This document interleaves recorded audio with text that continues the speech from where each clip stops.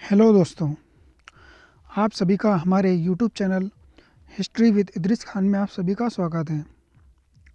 दोस्तों, जैसे कि आप सभी को पता है, हमारे यूट्यूब चैनल पर हिस्ट्री के जो मोस्ट इम्पोर्टेंट टॉपिक होते हैं उन सभी टॉपिकों को हम बहुत ही आसान भाषा में ट्रिक के माध्यम से उनको समझने की कोशिश करते हैं। और दोस्तों, होता ये है कि वो सारे टॉपिक जो है एग्ज़ाम में कई बार पूछे जाते हैं। वहाँ से जो क्वेश्चन आते हैं वो कन्फ्यूजन की वजह से हमारे वो क्वेश्चन गलत हो जाते हैं। तो दोस्तों, हमारे यूट्यूब चैनल पर वीडियो बनाने का मकसद यही है कि उन सभी टॉपिकों को बहुत अच्छी तरीके से, बहुत आसान भाषा में उन सभी टॉपिकों को समझा जाए, जिससे आपके कॉन्सेप्ट क्लियर हो जाए, जो भी आपके कन्फ्यूजन है वो क्लियर हो जाए, और जो क्वेश्चन अगर एग्ज़ाम में आए तो वो क्वेश्चन आपका बिल्कुल सही हो जाए। तो दोस्तों, इसी के क्रम में हमने जो है एक टॉपिक उठाया था, सूफ़ीवाद, जो कि बहुत ही ज़्यादा इम्पोर्टेंट टॉपिक है। और कई सारे कन्फ्यूजन और कई सारे प्रॉब्लम की वजह से ये टॉपिक को कई सारे लोग जो है स्किप कर देते हैं। और होता ये है कि दोस्तों, इस टॉपिक से हर एग्ज़ाम में क्वेश्चन पूछा जाता है। सभी तरह के जो भी एग्ज़ाम होते हैं सब्जेक्ट अपने हिस्ट्री से रिलेटेड, उनमें सभी में यहाँ से कई बार शब्दावलियाँ या सूफी संप्रदाय या उनका जो प्रवर्तक है इनके बारे में जो मिलान करने वाले क्वेश्चन कई बार पूछे जाते हैं। तो दोस्तों, इसी के क्रम में हमने जो है यहाँ से जब शुरुआत की थी तो 3 पार्ट में जो है हमने अभी तक इसके बारे में डिस्कस कर लिया है। आज जो है हमारा सूफ़ीवाद का अंतिम पार्ट है, जिसके अंदर जो भारत के अंदर प्रमुख सूफ़ी सिलसिले जो आए हैं उनके बारे में हम चर्चा करेंगे। इससे पहले वाले में हमने चिश्ती संप्रदाय के बारे में चर्चा कर ली थी। आज जो है हम बाकी के जितने भी सूफ़ी सिलसिले आए हुए हैं भारत के अंदर उनके बारे में हम चर्चा करेंगे। तो दोस्तों, आज का जो वीडियो है बहुत ही ज़्यादा इंपॉर्टेंट रहने वाला है। आप सभी को बस जो है अंत तक इसको देखना है। आपके सारे कॉन्सेप्ट, सारे जो भी कन्फ्यूजन है वो बहुत ही आसान भाषा में क्लियर होने वाले हैं। तो बिना समय गवाए चलते हैं हम हमारी स्लाइड के ऊपर, जहाँ हम इस टॉपिक को बहुत ही अच्छी तरीके से डिस्कस करने वाले हैं। तो दोस्तों, जैसे कि हम हमारी स्लाइड के ऊपर आ चुके हैं, तो यहाँ पे हम जो है डिस्कस करने वाले हैं भारत के अंदर जो विभिन्न सूफ़ी सिलसिले हैं उनके बारे में डिस्कस करेंगे। और जो है उनके केंद्र क्या क्या थे और उनके कौन कौन से प्रचारक, कौन कौन से सूफ़ी संत हुए, इन तीनों के बारे में हम विस्तार से चर्चा करेंगे। और दोस्तों, कई बार जो है यहाँ पे सिलसिला दे दिया जाता है और उनके प्रचारक दे दिए जाते हैं, और उनको मिलाने से रिलेटेड जो है क्वेश्चन कई बार NTA UGC नेट के अंदर पूछा गया है। हम चलते हैं हमारी स्लाइड के ऊपर। सबसे पहले दोस्तों, हम यहाँ पे सुहरावर्दी जो सिलसिला है उसके बारे में चर्चा करेंगे। जैसे कि आप सभी को पता है, सबसे पहले हमने जो है चिश्ती सिलसिला के बारे में बात की थी। और भारत में जो चिश्ती सिलसिला जो है काफ़ी ज़्यादा प्रसिद्ध और काफ़ी ज़्यादा फेमस सिलसिला है। फिर उसके बाद जो दूसरे नंबर पर आता है सुहरावर्दी सिलसिला। तो दोस्तों, ये भी मोस्ट इम्पोर्टेंट सिलसिला है। इसके अंदर भी कई सारे जो सूफ़ी संत हुए हैं। यहाँ पे हमने जो मोस्ट इम्पोर्टेंट सूफ़ी संत हुए हैं जिस भी सिलसिले से, उन सभी के बारे में चर्चा करेंगे। तो सबसे पहले हम बात कर लेते हैं दोस्तों कि इसके संस्थापक कौन है। तो इसके संस्थापक है शेख शहाबुद्दीन सोहरावर्दी। तो अगर आपसे ये क्वेश्चन पूछे कि सोहरावर्दी सिलसिले का संस्थापक कौन है, तो शेख शहाबुद्दीन सोहरावर्दी। मगर दोस्तों, अक्सर जो है एग्ज़ाम में संस्थापक के बजाय भारत में कौन संस्थापक है इसके बारे में पूछा जाता है। तो आपको अगर याद रखना है तो ये याद रख सकते हो। अगर फिर भी अगर आपको कम से कम याद रखना है तो भारत का संस्थापक आपको याद रखना होगा। तो दोस्तों, हम यहीं से शुरुआत करते हैं कि भारत में जो है सोहरावर्दी सिलसिले का संस्थापक कौन है। बहाउद्दीन ज़कारिया। तो आपसे अगर क्वेश्चन मिलाने के लिए पूछे या डायरेक्ट अगर आपसे पूछे तो आपको ये याद रखना है। इसके बाद दोस्तों, यहाँ पे हम बताते हैं कि सोहरावर्दी सिलसिले की 2 शाखाएँ थी, एक सत्तारिया शाखा और एक फिरदौसिया शाखा। तो इन्हीं दोनों शाखाओं के जो है अलग अलग संस्थापक है और इनके अलग अलग सूफी संत है, इसके बारे में हम चर्चा करेंगे। तो सबसे पहले हम यहाँ पे सोहरावर्दी सिलसिले की जो विशेषताएँ हैं, क्या क्या इसके अंदर स्पेशल चीज़ें हैं, इसके बारे में देख लेते हैं। यह सिलसिला अमीरी में विश्वास करता था। दोस्तों, यहाँ पे हमने अभी तक जितने भी सिलसिले देखे हैं, जैसे कि हमने चिश्ती सिलसिला या और भी हम जिस सिलसिले के बारे में बात करेंगे, उन सभी सिलसिला के अंदर जो है अमीरी को जो है उन्होंने अब मतलब स्वीकार नहीं किया। कहने का मतलब वो हमेशा फाके की ज़िंदगी और गरीबी की ज़िंदगी जीने में ही अपना जीवन यापन करना और अपने ईश्वर की भक्ति में लीन रहना, यही सारी चीज़ें हमको देखने को मिलती है।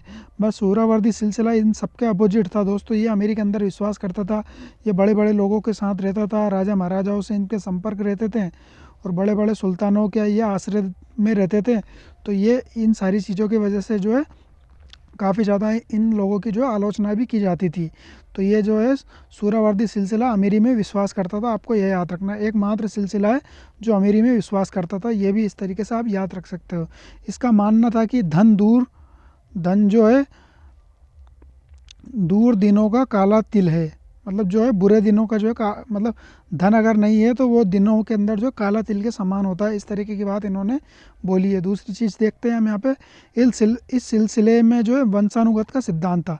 तो हमने यहाँ तक अभी तक जो भी, जैसे कि हमने चिश्ती के बारे में बात की, चिश्ती सिलसिला या और भी जिस भी सिलसिले के बारे में हम देखेंगे, तो उन सभी सिलसिले में जो है शिष्य जो होता है वही उसका उत्तराधिकारी बनता था। इस तरीके से हमने देखा, जैसे कि निज़ामुद्दीन औलिया के जो शिष्य थे जो है अमीर खुसरो, अमीर हसन देलवी, नासिरुद्दीन चिराग देलवी, इस तरीके से जो शिष्य होते थे वही उनके उत्तराधिकारी होते थे। मगर जो सूरावर्दी के अंदर जो है ये चीज़ देखने को मिलती है दोस्तों, अगर पिता अगर जो है उसके सूफी संत है तो उसकी जो वंश है, उसकी जो औलाद है वही उसके उत्तराधिकारी होंगे। कहने का मतलब वंश का जो है सिद्धांत जो राजा महाराजा के अंदर होता था वही सिद्धांत जो है इन्होंने स्टार्ट कर दिया था इसके अंदर, जो है सूफी सिलसिले के अंदर। इसके बाद हम देखते हैं दोस्तों, सूरावर्दी जो दर्शन था इसकी मूल में जो है प्लेटो का जो रिपब्लिक जो सिद्धांत था उसको इन्होंने जो है अपने केंद्र में रखा, जिसमें ईश्वर को जो है सूर्य के प्रति द्वारा निरूपित किया गया। मतलब ईश्वर को जो है सूर्य के द्वारा इन्होंने निरूपित किया है, सूर्य के द्वारा जो है इन्होंने ईश्वर को निरूपण के लिए, आकृति के लिए इनको जो है इन्होंने जो है उसको बताया है। जो प्लेटो का जो सिद्धांत है रिपब्लिक वाला, उससे रिलेट करके इन्होंने दिया है। इसके बाद दोस्तों इन्होंने जो है सबसे पहले सूफ़ी शहाबुद्दीन सूरावर्दी ने ही फ़र्रे इज़्दी का जो है इन्होंने सिद्धांत प्रस्तुत किया। फ़र्रे इज़्दी का सिद्धांत जो दोस्तों आपको पता है ईश्वर की जो छत्र छाया है उसी का जो है इन्होंने सिद्धांत दिया है, जो बलबन के समय देखने को मिलता है। मतलब ईश्वर की छत्र छाया जो है हम ही हैं, इस तरीके का सिद्धांत किन्होंने दिया? सूरावर्दी जो सिलसिले के जो संस्थापक है शहाबुद्दीन सूरावर्दी, उन्होंने दिया है। इसके बाद हम आगे देखते हैं दोस्तों, बहाउद्दीन ज़कारिया के बारे में बात कर लेते हैं। ये मोस्ट इंपॉर्टेंट है, ये जो है भारत के अंदर जो इन्होंने इसकी जो सूरावर्दी सिलसिले की जो इन्होंने स्थापना की। और क्वेश्चन जो पूछा जाता है दोस्तों, अगर सूरावर्दी सिलसिले से अगर क्वेश्चन पूछा जाएगा तो इनके बारे में पूछा जाएगा कि आपको जो बताना है कि भारत के अंदर इनके संस्थापक कौन है। तो सूरावर्दी सिलसिले के जो भारत के अंदर संस्थापक है वो बहाउद्दीन ज़कारिया। और इनकी उपाधि कौन सी है दोस्तों? सेरातुल इस्लाम जो है इनकी उपाधि है, जिसका जो है इन्होंने इल्तुतमिश ने जो है इनको प्रदान की थी ये उपाधि। बहाउद्दीन ज़कारिया, अब आप समझ सकते हो दोस्तों, बहाउद्दीन ज़कारिया का जो है इल्तुतमिश के समकालीन जो है ये सूफ़ी संत थे और इनको उपाधि दी थी सेरातुल इस्लाम। और इनके गुरु कौन थे? वही जो गुरु जिन्होंने जो है सूरावर्दी सिलसिले की जो है इन्होंने नींव रखी, शहाबुद्दीन सूरावर्दी इनके गुरु थे। और ये जो है इनका जो है विशेषता क्या है, इनके जो है मध्यकाल के जितने भी सूफ़ी संत हुए तो सबसे धनी सूफ़ी संत है दोस्तों, आप समझ सकते हो, क्योंकि इन्होंने जो है राज आश्रय को और धन को जो है काफ़ी ज़्यादा महत्व दिया था। तो इसी वजह से दोस्तों ये सभी सूफ़ी संतों में धनी होना इनका स्वाभाविक बात है, क्योंकि बाकी जितने भी जो सूफ़ी संत हैं वो धन में इतना ज़्यादा बिलीव नहीं रखते थे, धन के साथ जो इतने ज़्यादा अपना कॉन्टेक्ट नहीं रखते थे, मगर ये लोग जो है धन के साथ सबसे ज़्यादा कनेक्शन अपना बिठा के रखते थे। इसके बाद हम देखते हैं दोस्तों, उनका कहना यह था कि धन जो है हृदय का रोग है और परंतु हाथ में औषधि के समान है। कहने का मतलब ये, अगर आप अपने दिल के अंदर अगर उसको अगर बिठा के रखोगे कि धन होना चाहिए, धन होना चाहिए, तो वो हृदय के लिए रोग की तरह रहेगा। मगर ये आपके अगर हाथ में अगर रहेगा तो ये औषधि, मतलब किसी का भी जो है ये काम चला सकता है, किसी के भी दुख दर्द को ये दूर कर सकता है, किसी की भी मदद कर सकता है। इसलिए इसको औषधि माना है इन लोगों ने कि धन होना चाहिए, अपने हाथ में होना चाहिए और अपने हाथ से जो है धन को खर्चा करके सभी लोगों की मदद करना चाहिए। इस तरीके की जो चीज़ें इनके अंदर जो यहाँ पे देखने को मिलती है। अब इसी सूफी सिलसिले के अंदर जो है एक संत हुए हैं सैयद जलालुद्दीन। तो इनके बारे में फेमस कथन ये है दोस्तों कि इन्होंने 36 बार मक्का की यात्रा की थी। इस तरीके से दोस्तों आप देख सकते हो कि हमने सलीम चिश्ती के बारे में भी बात की थी, बाबा फरीद के बारे में जिन्होंने भी जो है कई बार जो है मक्का की यात्रा की थी, सलीम चिश्ती के बारे में। और दूसरा ये जो है सैयद जलालुद्दीन के बारे में जिन्होंने 36 बार मक्का की यात्रा की थी। एक और आएंगे अब्दुल अजीज़ मक्की, उनके बारे में आप देखेंगे तो उन्होंने भी जो है लगभग 42 बार उन्होंने जो मक्का की यात्रा की थी। इस तरीके से 3 लोगों के बारे में आपको याद रखना है। और एक और क्या है इनके बारे में, जो है शेख नासिरुद्दीन चिराग देहलवी से इनके जो मैत्रीपूर्ण संबंध थे। शेख नासिरुद्दीन चिराग देहलवी कौन है दोस्तों? जो है निज़ामुद्दीन औलिया के जो शिष्य है शेख नासिरुद्दीन चिराग देहलवी, जो काफ़ी ज़्यादा बीमार रहते थे और दोपहर के अंदर सोते थे। ये सारी चीज़ें जो उनके अंदर देखने को थी, तो उनके जो ये काफ़ी ज़्यादा मैत्रीपूर्ण संबंध इन दोनों के थे, सैयद जलालुद्दीन के, जिन्होंने 36 बार मक्का की यात्रा की थी। इसके बाद हम आगे चलते हैं दोस्तों, ये देख सकते हो आप मुल्तान के अंदर जो इनका जो मकबरा है, जो दरगाह है बहाउद्दीन ज़कारिया की, वो जो है यहाँ पे फ़ोटो लगा रखा है। तो ये दरगाह जो मुल्तान के अंदर स्थित है और इनका केंद्र भी वहीं था।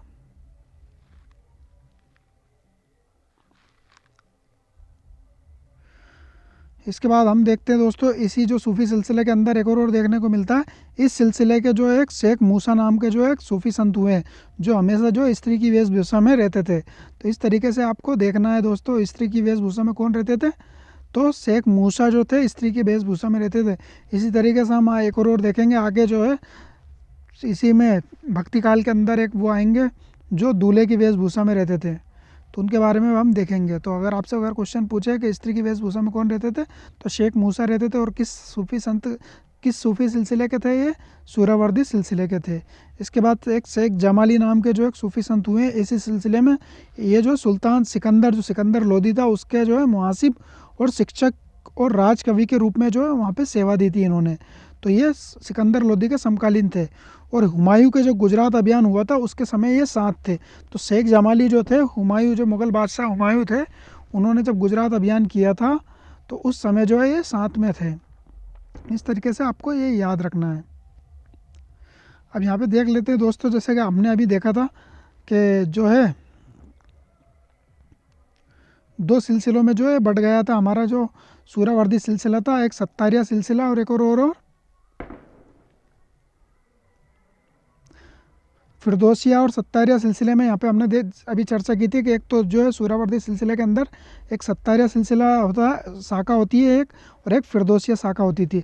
अब यहाँ पे जो है हम दोनों इंडिविजुअल जो है अलग अलग यहाँ पे देखेंगे इनको जो किस किस ने यहाँ पे स्थापित किया है। इस तरीके से यहाँ पे देख सकते हो आप, जो भारत के अंदर सत्तारिया सिलसिले के जो नींव रखी है, कहने का मतलब ये सूरावर्दी सिलसिला भारत के अंदर आ जाता है जो बहाउद्दीन ज़कारिया लेकर आते हैं। मगर होता है क्या दोस्तों, बहाउद्दीन ज़कारिया जब भारत के अंदर इस सिलसिले को लेकर आते हैं तो यहीं पे जो है उसकी दो शाखा में इसका विभाजन हो जाता है, एक फिरदौसिया में और एक सत्तारिया में। तो यहाँ पे हम दोनों सिलसिलों के बारे में, हम जो दोनों शाखा है सूरावर्दी की, जो उनके बारे में हम चर्चा करेंगे।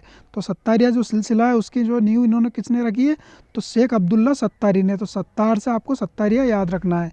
और सबसे महत्वपूर्ण जो इसके सूफ़ी संत हुए हैं, सूफ़ी मोहम्मद गौस। तो सूफ़ी मोहम्मद गौस जो है ग्वालियर के अंदर जो है इनकी जो है दरगाह है, वो सबसे महत्वपूर्ण जो है सूफ़ी सिलसिला है।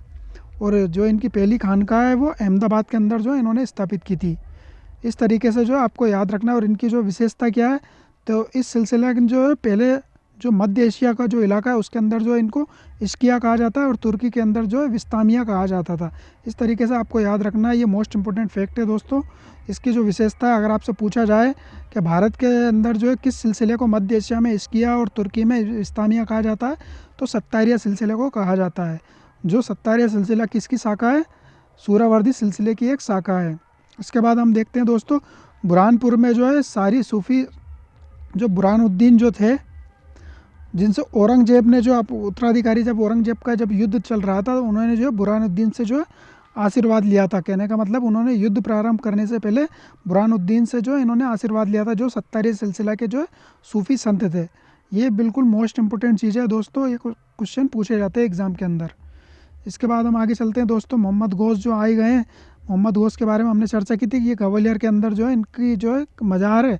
और इनके प्रमुख शिष्य कौन कौन से, एक तो हुमायूं और तानसेन। ये दोनों मोस्ट इंपॉर्टेंट है दोस्तों, आपको याद रखना है। एक हुमायूं और तानसेन। अगर आपसे क्वेश्चन पूछा कि मुग़ल बादशाह हुमायूं जो किस सिलसिले का जो है अपने अनुयायी था, तो सत्तारिया सिलसिला का जो अनुयायी था। और बाबर और औरंगजेब जो थे वो थे नक्शबंदी सिलसिले के, उसके बारे में हम आगे देखेंगे। और शाहजहाँ जो थे कादरी सिलसिले के सूफ़ी जो है मानने वाले थे। तो इस तरीके से जो चारों जो है हमने देख लिया है कि जो मुग़ल बादशाह है अलग अलग जो किस तरीके से इन्होंने अपने अनुयायी जो उसके थे। इसके बाद जो है पुस्तक जो थी बहारुल हयात, जो पुस्तक मोहम्मद गौस की है। और एक और अमृत कुंड है जो फ़ारसी में, जो संस्कृत से फ़ारसी में इसका अनुवाद किया था। और मोहम्मद गौस के बारे में जो स्पेशल जो कथन आता है, मोहम्मद गौस ने हुमायूं को पत्र लिखकर कहा था कि सफलता की दुल्हन शीघ्र ही विवाह के मंच पर कदम रखेगी। दोस्तों, जब हुमायूं जब जो है अपनी बाहर की जो ज़िंदगी काट रहा था, जब शेरशाह सूरी ने जब सूरवंश की स्थापना कर दी थी, तो हुमायूं भटकता फिर रहा था। तो उसी समय जो है मोहम्मद गौस ने इसको पत्र लिखकर जो है ये बात बोली थी कि सफलता की दुल्हन शीघ्र ही जो विवाह के मंच पर कदम रखेगी। कहने का मतलब शीघ्र ही जो है आप सुल्तान बनोगे। इस तरीके का जो है पत्र लिख को मोहम्मद गौस ने अपने अनुयायी हुमायूं को लिखा था। इसके बाद हम आगे चलते हैं दोस्तों, ये जो है मोहम्मद गौस का जो है दरगाह है, मकबरा जो बना हुआ है ग्वालियर के अंदर, आप देख सकते हो। इसके बाद हम देखते हैं दोस्तों फिरदौसिया शाखा की बात कर लेते हैं। ये भी जो है सूरावर्दी सिलसिले की जो है दूसरी शाखा है, जिसके जो भारत के अंदर संस्थापक कौन है इसके, यहाँ पे देख लेते हैं। भारत के अंदर जो संस्थापक है ख्वाजा बहाउद्दीन समरकंदी जो है इसके संस्थापक है। और दोस्तों ये सिलसिला के जो प्रमुख केंद्र है, जो सबसे ज़्यादा जो प्रचारित और सबसे ज़्यादा जो प्रचलित है, वो बिहार के अंदर देखने को मिल जाता है। और ये मोस्ट इंपॉर्टेंट है दोस्तों, ये याद रखना है। आपसे अगर क्वेश्चन पूछे कि फिरदौसिया सिलसिला का जो केंद्र था वो कहाँ था, वो बिहार के अंदर स्थित था। और इस सिलसिले में सबसे प्रमुख जो है सूफ़ी संत हुए हैं वो अला जो है सरफुद्दीन अहमद याया मनेरी। तो ये जो है सबसे मोस्ट इम्पोर्टेंट है दोस्तों, सरफुद्दीन याया मनेरी जो है इसके फिरदौसिया सिलसिला के जो प्रमुख सूफ़ी संत है। और इनके पत्रों को जो है मकतूबात के नाम से प्रसिद्ध है। मतलब ये सरफुद्दीन याया मनेरी जो थे, इनके पत्रों को जो मकतूबात कहा जाता है। इस तरीके से आपको याद रखना है। और फिरदौसिया की जो शाखा की जो केंद्र है वो बिहार के अंदर स्थित है। और ख्वाजा बदरुद्दीन समरकंदी जो है इस सिलसिले के जो प्रमुख है, संस्थापक है। इसके बाद हम आगे चलते हैं कादरिया सिलसिला, जिसका जो मानने वाला शाहजहाँ था।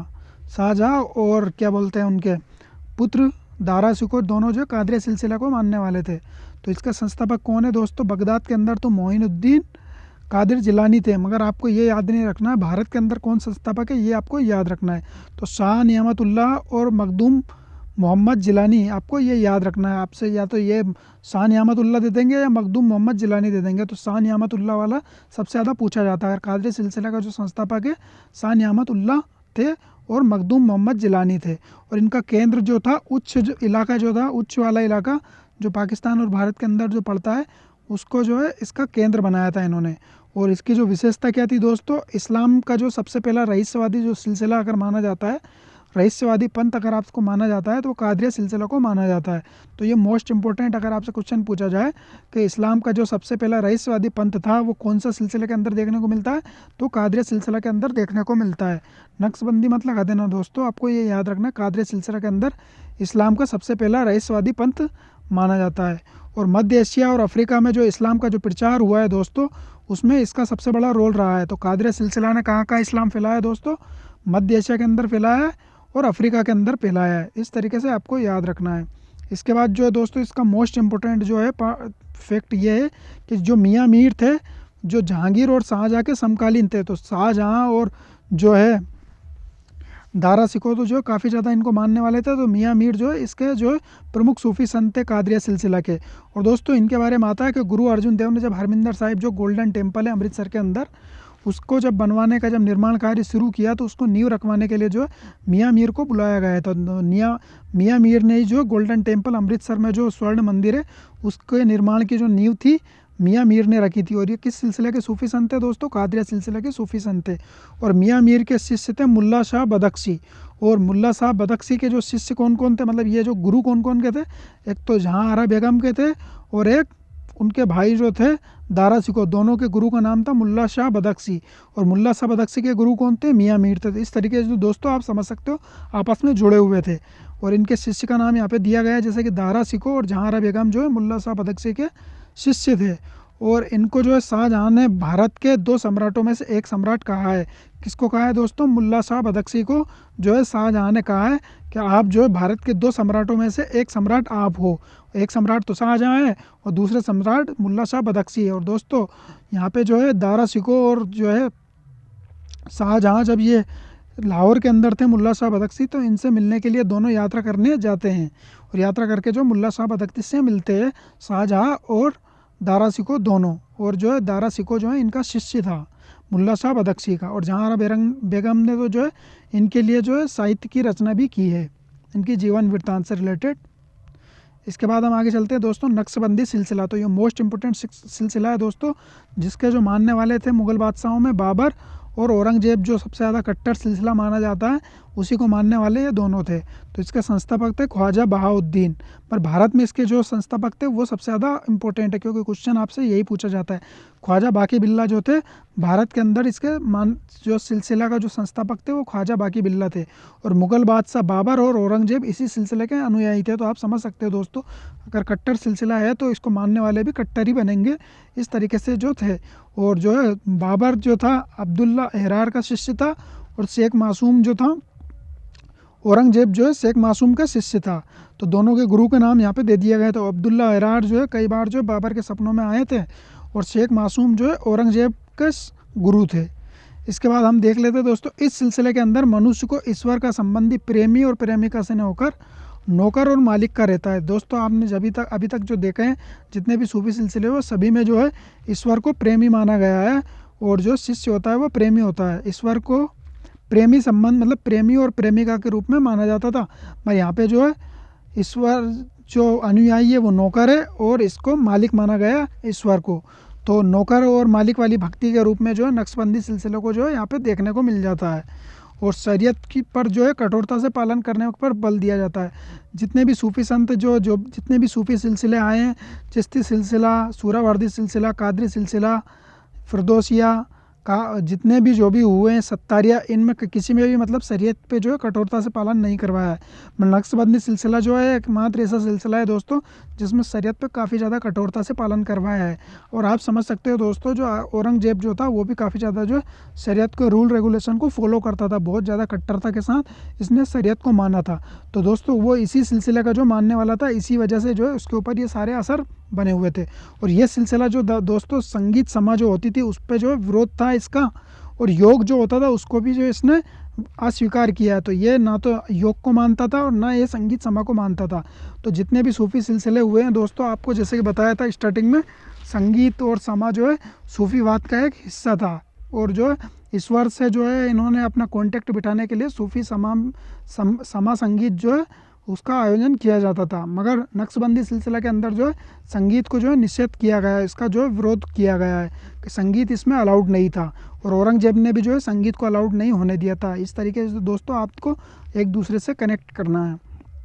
इसके बाद हम देखते हैं दोस्तों, भारत में सबसे पहले जो तबलीग का कार्य जो है इसी सिलसिले में, तबलीग का कार्य कहने का मतलब इस्लाम को जो फैलाने का काम है, चल फिरकर घूम फिरकर लोगों से मिलकर और लोगों को दावत देना, इस्लाम का जो है पैगाम लोगों तक पहुंचाने का काम जो है वो तबलीग कहा जाता है। तो लोगों से मिलकर और लोगों के घरों जाकर इस तरीके से जो इस्लाम फैलाने का काम किया गया है वो इसी सिलसिले ने किया है। इसके बाद हम आगे चलते हैं दोस्तों, शेख अहमद सरिंदी जो है इसी सिलसिले के जो प्रमुख, शेख अहमद फ़ारूक सरिंदी जो थे इसी सिलसिले के जो प्रमुख सूफ़ी संत थे। इनके बारे में जो आता है, इनके ख्वाजा जो गुरु जो ख्वाजा बाकी बिल्ला जो भारत के अंदर जो नक्शबंदी सिलसिले के संस्थापक थे, उनके जो ये शिष्य थे। और ख्वाजा जो है बाकी बिल्ला जो है शेख अहमद सरिंदी के जो गुरु थे। और इनकी उपाधि क्या थी दोस्तों अहमद सरिंदी की? इंसान उल कामिल, मतलब परफेक्ट इंसान जो है इनकी उपाधि थी। और मकतूबात ए रब्बानी इनके पत्रों का संकलन था। तो मकतूबात जो है दोस्तों इन्होंने जितने भी जो भी बातें की है, जो भी पत्र इधर उधर इन्होंने पहुँचाए, उन सभी का संकलन कहलाता है मकतूबात ए रब्बानी। इसके बाद अहमद सरिंदी के बारे में और क्या स्पेशल चीज़ दी गई? अहमद सरिंदी को इस्लाम का नवजीवन दाता और धर्म सुधारक कहा जाता है। धर्म सुधारक इसलिए कहा जाता है दोस्तों, इन्होंने धर्म के लिए जो कई सारे नए नए काम किए, और इन्होंने जो तबलीग का भी काम किया है, और लोगों को जो है धर्म के लिए आकर्षित किया है, लोगों को धर्म में जो है शामिल किया है। इसलिए इनको धर्म सुधारक और इस्लाम का नवजीवन दाता कहा जाता है। इसके बाद और क्या लाइन दी गई है? औरंगजेब के समय नक्शबंदी सिलसिले के मिर्ज़ा मजहर जाने जाना। तो दोस्तों ये मोस्ट इंपॉर्टेंट लाइन है। मिर्ज़ा मजहर जाने जाना ने जो कहा है, एक बात कहा है, इन्होंने कहा है कि क्योंकि वह देवी ग्रंथ है, वेदों के बारे में, मतलब इन्होंने कहा है वेद जो है वह एक देवी ग्रंथ है, इसलिए हिंदुओं का जो दर्जा है वो अहले किताब है। तो अहले किताब का मतलब होता है दोस्तों जो देवी किताब जो होती है, जो ईश्वर की तरफ से जो है धरती पे पहुंचाई जाती है, उसको अहले किताब बोला जाता है। जो अहल के मतलब जो बिल्कुल सच्ची और पक्की ईमान के लिए जो ईश्वर की तरफ से ज़मीन वालों के लिए, जो ज़मीन पे जो निवास करते हैं इंसानों के लिए जो वहाँ से उतारी जाती है। तो जैसे कुरान है, बाइबल है, तौरात है, ये सारी किताबें जो अहले किताब के दर्जे में आती है। तो इसी के साथ जो है इन्होंने वेद को भी जो है देवी ग्रंथ माना है। कहने का मतलब अहले ग्रंथ माना है, अहले किताब माना है। तो इसीलिए हिंदू का भी जो अहले दर्जा इन्होंने दिया है, अहले किताब का दर्जा हिंदुओं को दिया है। किसने दिया है? मिर्ज़ा मज़हर जाने जाना ने दिया है। इसके बाद देखते हैं दोस्तों, इसी सूफ़ी सिलसिले का जो है इन्होंने देखा कि शाह वली उल्लाह थे, और इन्होंने जो है एक और बात बोली, इन्होंने जो वहदतुल वजूद और वहदतुल सहूद, जो जिसमें एकेश्वरवाद और सर्वेश्वरवाद दोनों तरह की जो बातें यहाँ पे देखने को मिल जाती। एकेश्वरवाद तो जो है ये वहदतुल सहूद है, और वहदतुल वजूद जो सर्वेश्वरवाद है। कहने का मतलब सभी तरह के जो ईश्वर है उन सबका जो है एक ही रूप है, एक ही तरह से जो है हम मोक्ष को प्राप्त कर सकते हैं। मार्ग अलग अलग हो सकते हैं, मगर मोक्ष जो है सभी का जो है परम लक्ष्य है। और जो है यहाँ पे एकेश्वरवाद किसमें थे? वहदतुल सहूद के बीच में जो है इन्होंने समन्वय स्थापित किया है। मतलब दोनों को जो है यहाँ पे मिलाने की कोशिश की है। किसने? शाह वली उल्लाह ने। और इनके बारे में एक और बात यहाँ पे देखने को मिलती है, इन्होंने अहमद शाह अब्दाली को जो पत्र लिखा था। कब लिखा था इन्होंने? वो जो मुसलमान जो है मराठों से अत्याचार से बचाए। तो जब मराठों का जब अत्याचार या मराठों का जब साम्राज्य का जो प्रशासन और राज्य विस्तार की नीति को जब बढ़ाया जा रहा था, और जब वो मुग़लों के ऊपर भी अटैक किए जा रहे थे, तो उन्होंने जब ये सारी चीज़ें देखी, तो शाह वली उल्लाह ने जो अहमद शाह अब्दाली था उसको जो है इन्होंने पत्र लिखा और बोला कि भाई मुसलमानों के ऊपर अत्याचार किया जा रहा है, और आप वहाँ बैठ के क्या कर रहे हो, और यहाँ पे आके हमारी जान बचाओ और मुसलमानों की जो है हिफाजत करो। तो इस तरह का जो पत्र किसने लिखा? शाह वली उल्लाह ने। और इन्होंने जो कुरान का फ़ारसी में अनुवाद किया था। दोस्तों ये मोस्ट इंपॉर्टेंट है, आपको याद रखना है। ये किसी भी हालत में अगर ये क्वेश्चन पूछा जाए कि कुरान का जो फ़ारसी अनुवाद किसने किया था, तो शाह वली उल्लाह ने किया था। और ये किस सूफ़ी संप्रदाय के संत थे दोस्तों? तो ये नक्शबंदी सूफ़ी संप्रदाय के जो है ये संत थे। इसके बाद हम देखते हैं दोस्तों ख्वाजा मीर दर्द। तो ख्वाजा मीर दर्द के बारे में ये आता है दोस्तों, ये भी नक्शबंदी सिलसिले के जो सूफ़ी संत थे, ख्वाजा मीर दर्द। तो इन्होंने एक जो है अपना सिद्धांत दिया है इल्म इलाही का, जो है इन्होंने इल्म इलाही और मोहम्मदी, मतलब ये पूरा एक नाम है, इल्म इलाही मोहम्मदी का जो है इन्होंने सिद्धांत पेश किया है। और आपसे क्वेश्चन पूछा जाए दोस्तों, इल्म इलाही से जो है मोहम्मदी का सिद्धांत किसने दिया? ख्वाजा मीर दर्द ने दिया। ये मोस्ट इंपॉर्टेंट है दोस्तों। जैसे कि हमने देखा कि वहदतुल वजूद का जो सिद्धांत जो है इब्नुल अरबी ने दिया, और वहदतुल सहूद का जो है अलाउद्दीन ने दिया है, और इल्म इलाही का जो है इन्होंने दिया है, इल्म इलाही मोहम्मदी का ख्वाजा मीर दर्द ने। इस तरीके से जो तीन सिद्धांत हमको देखने को मिलता है। और मीर दर्द के बारे में आता है कि स्वयं ईश्वर को प्रेमी और दास दोनों को मानते थे। मतलब दास भी मानते थे और प्रेमी भी मानते थे। तो अपने को दास मानते थे और ईश्वर को प्रेमी मानते थे। इस तरीके की चीज़ें यहाँ पे देखने को मिलती है। ख्वाजा मीर दर्द किस संप्रदाय के और किस सिलसिले के थे दोस्तों? नक्शबंदी सिलसिले के थे। इसके बाद हम देख लेते हैं दोस्तों मोस्ट इंपॉर्टेंट फैक्ट यहाँ पे दिया गया है। तो ख्वाजा महमूद नक्शबंदी, ख्वाजा महमूद है एक नक्शबंदी सिलसिले के जिनका केंद्र जो है कश्मीर के अंदर था। तो नक्शबंदी सिलसिले का जो केंद्र था दोस्तों वो कश्मीर के अंदर भी था, और जो इसको केंद्र बनाने वाले जो थे वो कौन थे? ख्वाजा महमूद नक्शबंदी जो थे इस सिलसिले के जो है इन्होंने केंद्र अपना कश्मीर के अंदर स्थापित किया था। इसके बाद हम देखते हैं दोस्तों और मोस्ट इंपॉर्टेंट यहाँ पे दिया गया है शेख अहमद सरिंदी और शाह वली उल्लाह, ये दोनों जो है नक्शबंदी सिलसिले के सूफ़ी संत थे। इन्होंने मगर और किन किन की जो है इन्होंने अपनी जो है दीक्षा ले रखी थी दोस्तों? तो कादरी सिलसिले की यहाँ पे दीक्षा ली थी इन्होंने, चिश्ती सिलसिले की दीक्षा ली थी, और नक्शबंदी सिलसिले की दीक्षा ली थी। मगर परंतु ये मूलतः नक्शबंदी सिलसिले के थे। तो दोस्तों इन्होंने कादरी सिलसिले की भी ली थी, चिश्ती की भी ली थी और नक्शबंदी की भी ली थी। तो इन्होंने तीनों की तो ली थी दीक्षा, मगर इन्होंने जो है अपनाया किसको था दोस्तों? नक्शबंदी सिलसिले को जो इन्होंने फॉलो किया था। तो ख्वाजा बाकी बिल जो है कौन कौन है? एक तो ये शेख अहमद सरिंदी और शाह वली उल्लाह। तो शाह वली उल्लाह जो है इसके जो प्रमुख संस्थापक थे जो भारत से बाहर थे, और भारत के अंदर जो स्थापित करने का श्रेय किसको जाता है? ख्वाजा बाकी बिल्ला को जाता है। इसके बाद हम देखते हैं दोस्तों अन्य सूफी सिलसिले के बारे में बात कर लेते हैं। यहाँ पे रोशनिया सिलसिला, ये मोस्ट इंपॉर्टेंट है दोस्तों, कश्मीर का सिलसिला है। कई बार क्वेश्चन पूछा जाता है कि रोशनिया सिलसिले का संबंध किस राज्य से या किस प्रांत से या किस क्षेत्र से? तो ये कश्मीर के अंदर जो इसका प्रचार प्रसार होता था। और मियाँ बाईजीद अंसारी जो है इसके प्रमुख संस्थापक थे, और पश्तो साहित्य का विकास जो इन्होंने किया। तो मियाँ बाईजीद अंसारी ने जो है पश्तो साहित्य जो कश्मीर के अंदर बोली जाती है उसकी भाषा को पश्तो कहा जाता है, तो उसका जो विकास किसने किया था? मियाँ बाईजीद अंसारी ने। और खैरुल बयान जो पश्तो भाषा की पहली पुस्तक है जिसकी रचना बाईजीद अंसारी ने की थी। तो खैरुल बयान जो है पश्तो भाषा की पहली पुस्तक है, ये आपको याद रखना है। और रोशनी सिलसिला कहाँ था दोस्तों? तो कश्मीर के अंदर, जहाँ काफ़ी ज़्यादा रोशनी और काफ़ी ज़्यादा बर्फ़ वगैरह और खूबसूरती चीज़ें, ये सारी चीज़ें दिखती है, तो इसलिए कश्मीर को जो है इन्होंने पहला जो अपना केंद्र बनाया था। अब यहाँ पे देखते हैं हम दूसरा कलंदर सिलसिला।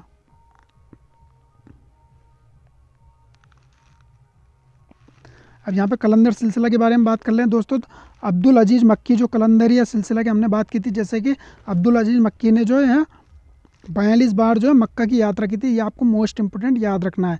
तो 36 बार किसने की थी, 32 बार किसने की थी और 42 बार किसने की थी, ये आपको याद रखना है दोस्तों। इसके बाद नजमुद्दीन कलंदर भी इसी संप्रदाय के जो संत थे, जिन्होंने जो है लगातार एक पत्थर पे बैठ के जो 30 वर्ष तक जो है इन्होंने समाधि लगाई थी, और 40 वर्ष तक जो इन्होंने एक फास्ट किया था, व्रत किया था और रोज़ा रखा था इन्होंने। तो नजमुद्दीन कलंदर के बारे में अगर आपसे क्वेश्चन पूछा जाए, तो जिसने जो है नजमुद्दीन कलंदर ने ही जो 42 बार जो है मक्का की यात्रा की थी, और नजमुद्दीन कलंदर ने ही जो 30 वर्ष तक जो है समाधि लगाई थी, और जो 40 वर्ष तक जो है इन्होंने एक व्रत रखा था। और 200 वर्ष की आयु में जो नजमुद्दीन कलंदर की जो मृत्यु हुई थी, तो 200 वर्ष तक जो है ये जीते, और 30 वर्ष तक जो है इन्होंने समाधि लगाई थी, और 40 वर्ष तक जो है इन्होंने व्रत रखा था। इस तरीके से दोस्तों आप देख सकते हो, तो 70 साल की एज तो इन्होंने वैसे ही निकाल दी, और 130 साल जो है इन्होंने मक्का की यात्रा करने में निकाल दी। तो 42 बार जो यात्रा किसने की थी? नजमुद्दीन कलंदर ने। इसके बाद दोस्तों इसी सूफी संप्रदाय का जो एक और जो है सूफी संत आते हैं मुंडित केस के नाम से। इनके बारे में ये कहा जाता है दोस्तों, ये इबादत करते थे तो इनकी मुंडी घूम जाती थी। तो देख सकते हो दोस्तों, अगर इस तरीके से अगर ये अपनी मुंडी के साथ अगर ये सीधा रखे बैठे हैं, तो ये अपनी मुंडी घुमा देते थे, तो ये बैक साइड हो जाता था इनका, और इस तरीके से जो ये अपनी मुंडी घुमा के जो है ये अपना इबादत किया करते थे। तो इसीलिए इनको जो मुंडित केस कहा जाता था, और ये जो अपनी गर्दन को अलग कर देते थे, तो मुंडी को बिल्कुल अलग कर देते इबादत करते समय। मुंडित केस जो किस संप्रदाय के थे? कलंदरिया, मतलब ये कलंदर थे, तो इसीलिए जो इनको कलंदरिया कहा गया है। और ये नए नए जो है अपने अपने जो है रूप में जो है ये इबादत किया करते थे। इसके बाद हम आगे चलते हैं दोस्तों, ऋषि सिलसिला, ये मोस्ट इंपॉर्टेंट है। ऋषि सिलसिला का केंद्र भी जो है कश्मीर के अंदर देखने को मिलता है, और शेख नूरुद्दीन जो थे इसके संस्थापक थे। तो ऋषि सिलसिला भी वहाँ का हो गया, और रोशनिया सिलसिला भी जो है कश्मीर का हो गया। तो ये दो सिलसिले आपको याद रखना है, इनका केंद्र भी कश्मीर है। अब यहाँ पे मदारिया सिलसिला की बात कर लेते हैं, तो बदरुद्दीन मदार जो इसके संस्थापक थे, तो मदार से आपको मदारी याद रखना है। और नव सूफीवाद, तो यह शाह करीम का थे, और ये इसका केंद्र कहाँ था? सिंध के अंदर इसका स्थित था। दोस्तों ये मोस्ट इंपॉर्टेंट तो नहीं है, मगर फिर भी अगर आपको याद रखना है तो ये सारी चीज़ें आप याद रख सकते हो। और इसकी पीडीएफ जो है हमारे टेलीग्राम चैनल के अंदर डाल देंगे, तो जहाँ से आपको जो पीडीएफ पूरा अवेलेबल हो जाएगा। इसके बाद देख लेते हैं दोस्तों, ये जो ऋषि सिलसिले के जो सूफी संत थे नूरुद्दीन, उनकी दरगाह जो है कश्मीर के अंदर स्थित है।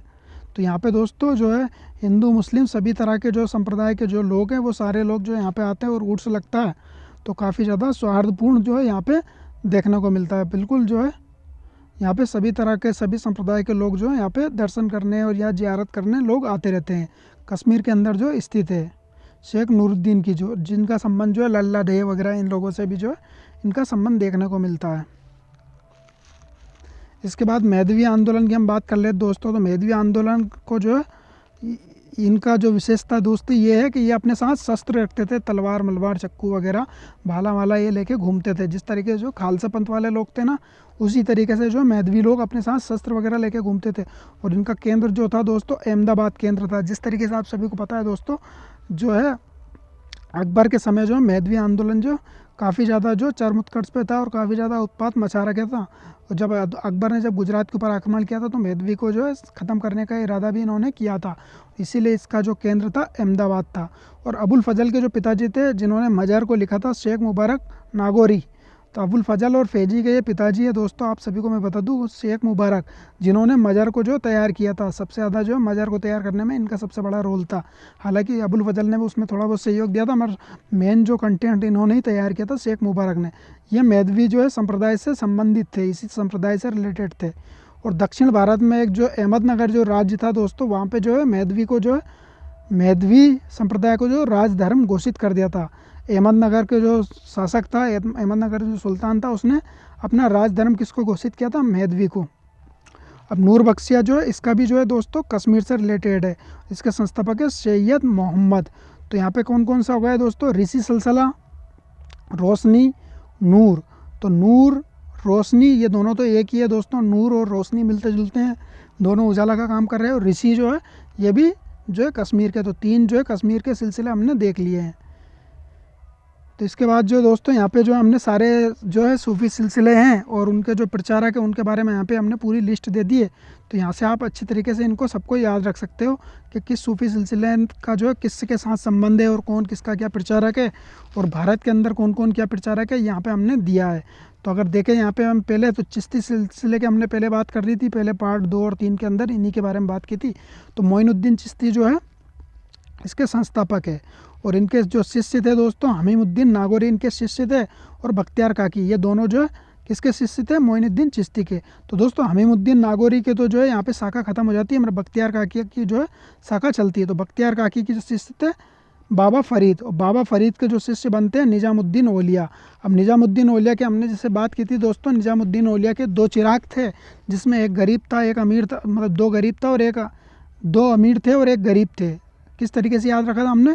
निज़ामुद्दीन औलिया के 2 चिराग, 2 चिराग में मतलब हमको चिराग जो है नासिरुद्दीन चिराग हो गए, और 2 अमीर और 1 गरीब। तो अमीर खुसरो, अमीर हसन देलवी, और जो गरीब कौन था? जो दक्षिण भारत चले गए थे वो गरीब थे। तो नसरुद्दीन चिराग और कुतुबन इस तरीके जो इनके शिष्य थे निज़ामुद्दीन औलिया के। इसके बाद हम सूरावादी सिलसिला जो भारत के अंदर आता है, तो ये दोस्तों आपको इनकी क्रोनोलॉजी भी याद रखना है। कई बार जो क्वेश्चन में क्रोनोलॉजी पूछी जाती है, तो चिश्ती सिलसिला आया भारत के अंदर, फिर सूरावर्दी आया, फिर सत्तारी, फिर फिरदौसिया, फिर कादरी, फिर नक्शबंदी, फिर कलंदरी आया। इस तरीके से दोस्तों आपकी इनकी क्रोनोलॉजी भी याद रखना। अब सूरावर्दी की हम बात कर लें तो बहाउद्दीन जकारिया जो भारत के अंदर इसके संस्थापक है। फिर उसके बाद दोस्तों इनके जो काफ़ी ज़्यादा सूफी संत हैं इनके बारे में हमने देख लिया। मियाँ मीर शेख मूसा जो है स्त्री की वेशभूषा में रहते थे। हमीमुद्दीन नागौरी इसके अंदर भी आता है। और दोस्तों सैयद जलालुद्दीन जिन्होंने जो है मक्का की जो है यात्रा की थी। इसके बाद सत्तारी सिलसिला की बात कर ले तो सत्तारिया सिलसिला के जो सबसे फेमस जो संत थे जो मोहम्मद गोश, जिनकी जो है हुमायूं और जो है तानसेन जो इनके प्रिय शिष्य थे, और ग्वालियर के अंदर इनका हमने मज़ार देखा था। इसके बाद फिरदौसिया सिलसिला की हम बात कर ले, सरफुद्दीन याया मनेरी इसके सबसे प्रमुख सूफी संत थे। तो ये सत्तारिया और फिरदौसिया किसकी जो है इसकी शाखा थी? सूरावर्दी की शाखा थी। ये दोनों जो है सूरावर्दी की शाखा थी, और इनके जो बहाउद्दीन थे और इनका जो है शेख बुद्दन और इनका जो संस्थापक अलग अलग दे रखा है। इसके बाद कादरिया सिलसिला की बात कर ले दोस्तों। कादरिया सिलसिला में अब्दुल कादिर जिलानी और शेख मूसा जो यहाँ पे देख लिया है आपने, और मियाँ मीर जो थे जिन्होंने अमृतसर का जो मंदिर बनाया हरमिंदर साहिब, उसकी जो इन्होंने नींव रखी थी। और मुल्ला शाह बदख्शी जो है उनके बारे में हमने देख लिया दोस्तों। मुल्ला शाह बदख्शी जो है शाहजहाँ और जहांगीर के समकालीन थे। तो शाहजहाँ और जो है दारा सिकों ने जो है इनके मिलने के लिए यात्रा की थी लाहौर की, और दारा सिकों और जो है जहांआरा बेगम दोनों के जो ये गुरु थे। इसके बाद नक्शबंदी की बात कर लें तो ख्वाजा बाकी बिल्ला जो थे भारत के अंदर इसके संस्थापक थे। और जो है बाकी बिल्ला से रिलेटेड कौन कौन थे दोस्तों? बाबर जो अब्दुल्ला एरार का शिष्य था, और जो है औरंगजेब भी जो था नक्शबंदी सिलसिले का था। और मिर्ज़ा मजहर जहाँ ने जाना के बारे में हमने देखा था कि इन्होंने जो है भारत के हिंदू को जो अहले किताब का दर्जा दिया था। ख्वाजा मीर दर्द ने जो है एक सिद्धांत पेश किया था। कलंदरिया शाखा के जो थे अब्दुल अजीज़ मक्की इसके संस्थापक थे। और जो दोस्तों नजमुद्दीन जो थे इन्होंने 42 बार मक्का की यात्रा की थी, और मुंडी केस जो थे उन्होंने जो अपना सर अलग करके जो ये इबादत किया करते थे। इस तरीके की दोस्तों ये सारी चीज़ें जुड़ी हुई है। और आपसे अगर क्रोनोलॉजी भी पूछे तो मोइनुद्दीन चिश्ती, फिर बहाउद्दीन जकारिया, फिर मोहम्मद गोश, सरफुद्दीन याया मनेरी, अब्दुल कादिर जिलानी। तो इस तरीके से आपको अगर मैच करने का भी आए या फिर आपको जो है क्रोनोलॉजी में आए, तो इस तरीके से आपको ये सारी चीज़ें याद रखनी है। तो दोस्तों आज का वीडियो हम यहीं समाप्त करते हैं। अगर आपको वीडियो से अगर कुछ सीखने को मिला है तो ज़रूर जो है वीडियो को लाइक करें, कमेंट्स करके बताएं। वीडियो कैसा लगा। अगर वीडियो में अगर कोई प्रॉब्लम है, कोई कन्फ्यूजन है, कुछ बात अगर हमने गलत बोल दी है तो उसके कमेंट्स करके ज़रूर बताएं दोस्तों। और अगर आप चैनल पे नए हो तो चैनल को सब्सक्राइब कर ले, क्योंकि यहाँ पे जो है इतिहास से रिलेटेड जो है मोस्ट इम्पोर्टेंट टॉपिक से जो है यहाँ से बहुत ही अच्छी तरीके से, बहुत ही आसान भाषा में यहाँ पे आपका क्लियर करवाया जाता है। और अगर आपने अगर चैनल को सब्सक्राइब कर लिया तो बेल आइकन को भी प्रेस कर ले, जिससे आपको आने वाली वीडियो की जो है नोटिफिकेशन मिलती रहे। और आप जो है हमारे जो है टेलीग्राम चैनल पे भी आप जो है जुड़ सकते हो। इतिहास का किला के नाम से आप जो है सर्च कर सकते हो, इतिहास का किला बाय इदरीस खान मंसूरी। और हमारा चैनल जो है हिस्ट्री विद इदरीस खान। इस तरीके से आपको जो है दोनों चैनल को ज्वाइन करना है। तो दोस्तों चैनल को सब्सक्राइब करें, वीडियो को ज़्यादा ज़्यादा लाइक करें, शेयर करें, और आने वाली वीडियो के लिए बेल आइकन को ज़रूर प्रेस कर लें। और अगर किसी भी तरीके का अगर कोई कन्फ्यूजन है कोई टॉपिक से रिलेटेड तो आप जो है कमेंट्स करके आप बता सकते हो। थैंक यू, धन्यवाद।